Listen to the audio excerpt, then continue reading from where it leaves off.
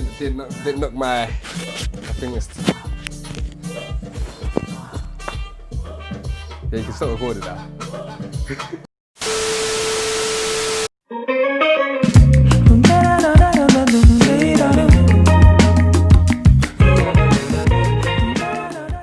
What's going on, everybody? Welcome back to my channel. Yes, it's been a week since my last video, so you know what that means? More book reviews. Today, I happen to have two fiction books. So, for all you non-fiction, well, for all you fiction lovers, this is for you. And even if you don't like fiction, this is also for you because they're two great, astounding books. First of all, we have Nicole Dennis-Benn's Here Comes the Sun. A gorgeous front cover, bright, you know, really colourful, and I guess it goes with the setting of the book because this is set in Jamaica. And I guess the first thing that comes to mind when you think of Jamaica is sun, colour, great food, waterfalls, and just beautiful terrain. And yeah, Here Comes the Sun is set in Jamaica, written by Dennis-Benn. She's also a Jamaican author, and this happens to be the first novel I've ever read set in Jamaica. And in case you didn't know already, I am Jamaican myself, although the last time I was there was in 2005. So this gave me a real eye-opening insight into the authentic side of Jamaica. Nicole Dennis-Benn, she really did hit the nail on the head with representing Jamaica and all of its beauty and also all of its trouble and struggles, you know what I mean? Yeah, you know, just a quick overview about the book is it's about two sisters and a mother. Thandi, the younger sister, she's 14. Margot, she's in her 30s, she's the older sister, and their mother. Thandi is just finishing her exams. She's at that awkward age where you know what you want to do, but your elders still think that it's within their power to decide what you should do because it's best for you.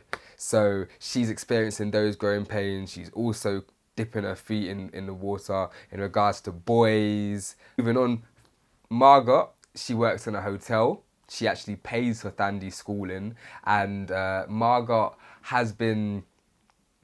she's been trying to get a promotion for years and upon years, and she still hasn't she hasn't been promoted yet. And I guess that leads me on to one of the main motifs of the book, which is colorism, and the fact that Margot is of a darker complexion, and in Jamaica they have a thing called high colour, and that is where the lighter skin you are, the closer you are to wealth, and the more respected, pretty much the closer you are to white, the better. You know what I mean? And I guess that is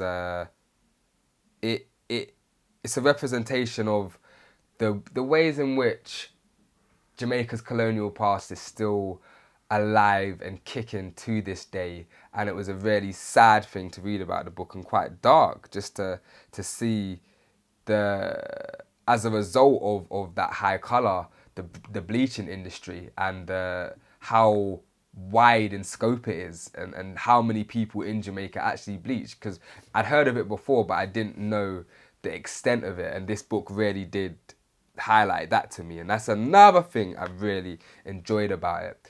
Moving on, as I said before, Margot works in a hotel, and another mainstay of the book is tourism, and how tourism is threatening the everyday citizens of Jamaica. It's threatening their livelihoods and threatening their places of residence, the places they inhabit, and you know the shortfalls you have when you gear your economy towards tourism, and how it can lead to the marginalization of your everyday people, the ones who they don't have the money which tourism brings. So, you know, I guess in a country like Jamaica, where money is everything, you know, a really cutthroat society, one thing I also learned from the book, that tourism is left kind of unrestrained. You know what I mean? When it becomes a thing of tourism versus the average citizen, there can only be one winner. And Nicole Dennis-Benn, she makes it clear that it's often the citizens, the everyday citizens, which come out on the receiving end, and they are forced to deal with losing their homes and their livelihoods, and just having to change their way of life in order to mold to tourism. And I guess it also made me think about my position in perpetuating tourism, you know what I mean? And the fact that when I'm booking my holidays and I'm going traveling, I guess I am actively promoting this side of things. It's a really dark side, a really deep side of tourism. And I guess, you know what I mean, it just made me think about that. Also, the book touches on, not even touches on, a huge part of it is sexuality. And the fact that in Jamaica, sexuality, any deviation from straight, heterosexual is demonized. But Nicole Dennis-Benn, she makes it her mission to, I'd say, represent the misrepresented. One of the main characters in the book is lesbian, and her story, I guess, giving her a voice, because, and saying like, you know, there are Jamaicans who are gay, who are lesbians, who are transsexuals, and their voice should be given just as much of a say as the straight people. And that's really commendable from Nicole Dennis-Benn's standpoint, and I really enjoyed that aspect of the book. And one of the, lastly, is the fact that it's written in patois. Of course, it's Jamaican, and I'm Jamaican, and I guess it was really cool just reading it with the flow. It's such a flowing, gorgeous sounding dialect, and I've been trying to practice, you know what I mean? So when I'm reading this out loud, I'm not going to read you now, but, you know, I guess it's a good resource for practicing patois. So I'm going to be there soon. I'm going to read a few more of her novels. She also has a novel called Patsy. I've got it on the bed right there. This is her second novel. So, you know, before I know it, I'm a perfected patois. Anyway, that was the Nicole Dennis-Benn's Here Comes the Sun, and I'd really recommend it. It's just a really eye-opening, authentic and insightful and really honest tale of Jamaica. And read it, get it, and come back to me with your thoughts. Anyway, lastly, and this book deserves a special mention because I really, this is probably top 2, and it's not 2, in my favourite books of 2020, and that is Bernadine Evaristo's Girl, Woman, Other. You've probably heard of it because it really has, it's been at the top of every single chart you can imagine. Winner of the Booker Prize 2019, and there's a reason behind it, and it's because Bernadine Evaristo, she's managed to craft such a full-rounded and wholly encompassing novel that, you know, she's crafted just a thing of beauty, and a thing which you really does pull you in, especially with the way in which it's written. It's written in a way which I've never read a book which is structured like this. So there's 12 characters, all in sets of 3s, and there's no focal character. And when I say that, I mean there's no character which keeps on propping up from chapter to chapter. They all have their own stories in their own lives, just like you see your person across the road and they tell you their story, then I'll tell you my story, and then the next guy will tell you their story. It's pretty much that, but they all link really loosely. Maybe it could be a school teacher and then it's her story. And they're all black women. You know what I mean? It really does illustrate and exemplify black womanhood in all of its beauty and all of its diversity, and the fact that there is no one narrative for black women. There's straight, non-binary, lesbian, what else? Transsexual. Like, they're all represented in this book in their different characters, and the narrative which Bernadine has given us is narratives which aren't often associated with black women, whether it be a bisexual theatre owner black woman, or just, without telling you too many things, or a banker, a choir of great black women all doing their own things, but also with the growing pains of trying to stamp your place in a society which is dominated by white people, and the trauma which comes with it, all of the no's that you have to put up with, and having to kind of mold yourself to be able to adapt, to flow in and out of white society and your own society, and trying to piece those two together. And the fact that Bernadine, this book is brimming with energy. I mean, it's an electric static, and you think it has its own stratosphere, you know what I mean? It had this pull. Every time I put it down, I wanted to pick it up, just because I really enjoyed it. I've never read a novel which has kind of sparked my curiosity for so... I have read novels like this before. Not like this, but I mean, they have sparked my curiosity before, but with such a wide array of topics, you know what I mean? And the way in which Bernadine, she effortlessly incorporated the past, present, and the future all in one. So when I say that, I mean some of the stories are on young girls trying to find their way, just finding your feet and figuring things out in life and figuring where you fit in. You have the people who are in their 40s, 50s, they've paid off their mortgage, or they're just paying off their mortgage. They have gone through their midlife crisis.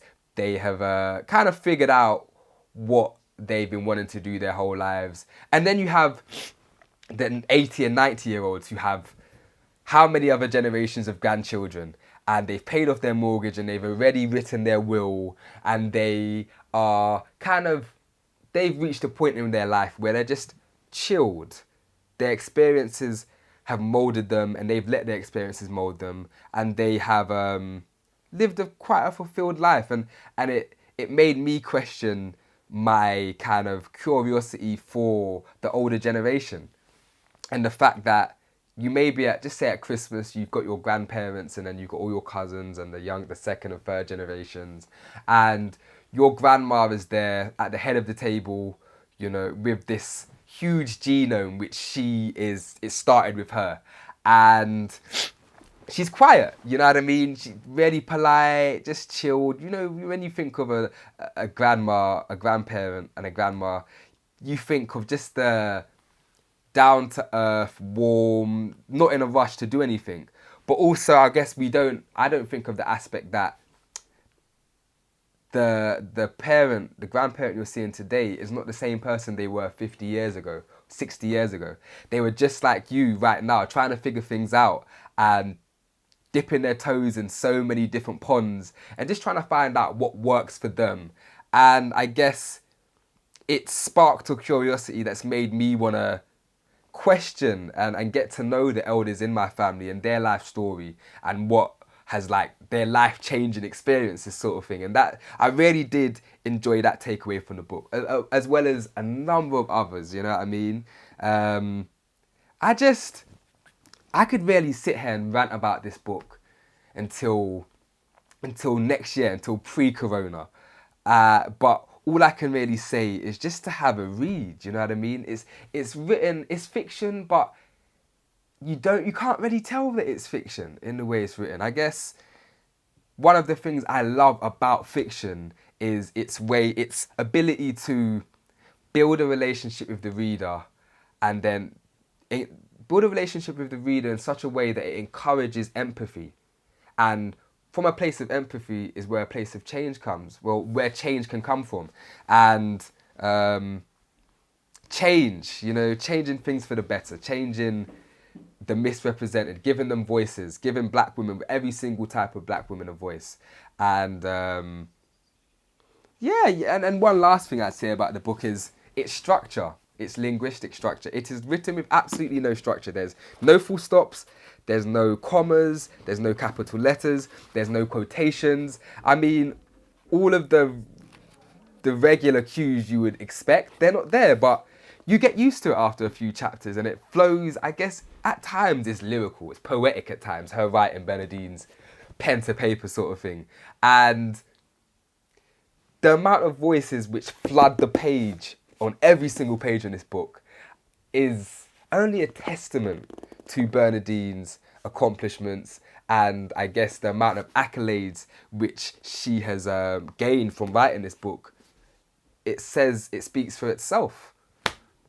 You know what I mean? And going back to the structure, I guess the reason why she's written it with no structure is just because I feel like it's a metaphor for the amount. There is no structure and there is no one narrative for black women. It's a really diverse and complex story. You know what I mean? A choir of just different narratives, all culminated in black womanhood. And it's just great to see, you know. And one thing about Bernadine, she's from Eltham.